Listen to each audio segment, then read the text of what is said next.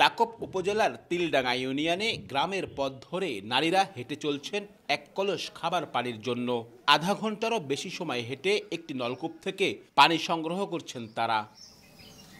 খুলনার দাকপ, কয়রা ও পাইকগাছা উপজেলার অধিকাংশ এলাকায় সারা বছরই থাকে সুপেয় পানির তীব্র সংকট। গ্রীষ্মের শুরুতে তা আরও তীব্র হয়ে ওঠে। লবণাক্ততার কারণে এই অঞ্চলের অধিকাংশ নলকূপের পানি পানের অযোগ্য। লবণ পানে নানা রোগেও আক্রান্ত হচ্ছেন মানুষ।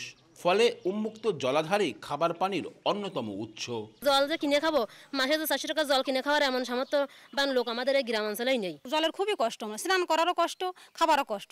এসব এলাকায় পানির সমস্যা সমাধানে মহিলা ও শিশু বিষয়ক মন্ত্রণালয়, জনস্বাস্থ্য প্রকৌশল অধিদপ্তর, একটি বেসরকারি উন্নয়ন সংস্থার কারিগরি সহায়তায় নারীদের জলবায়ু পরিবর্তনজনিত লবণাক্ততা মোকাবেলায় অভিযোজন সক্ষমতা বৃদ্ধি প্রকল্পের আওতায় বৃষ্টির পানি সংরক্ষণ করে পুকুরের পানি বিশুদ্ধ করে সরবরাহ করছে।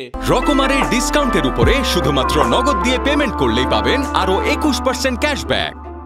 তাতে উপকূলীয় এলাকার মাত্র 10 থেকে 15% মানুষ উপকার পাচ্ছেন। এই পানি খেয়ে ভালো হয়েছে, বাচ্চা কাচ্চার পেটে অসুখ হয় না। আমরা অল্প সময়ের ভিতরে এই জলটা নিয়ে যেতে পারি। এই প্রজেক্ট শেষে সেটাকে আরো গতিশীল করা, সেটাকে ধরে রাখা, পরিসর বৃদ্ধি করা, এটি হচ্ছে 1 নম্বর চ্যালেঞ্জ। স্থানীয় জনপ্রতিনিধিরা এ সমস্যা সমাধানে সরকারকে বড় ধরনের উদ্যোগ নিয়ে এগিয়ে আসার আহ্বান জানান। পানি মানে মানুষের একটা জীবন, তো সেই বিষয়টা আমরা কিন্তু মানুষকে সমাধান দিতে পারছি না।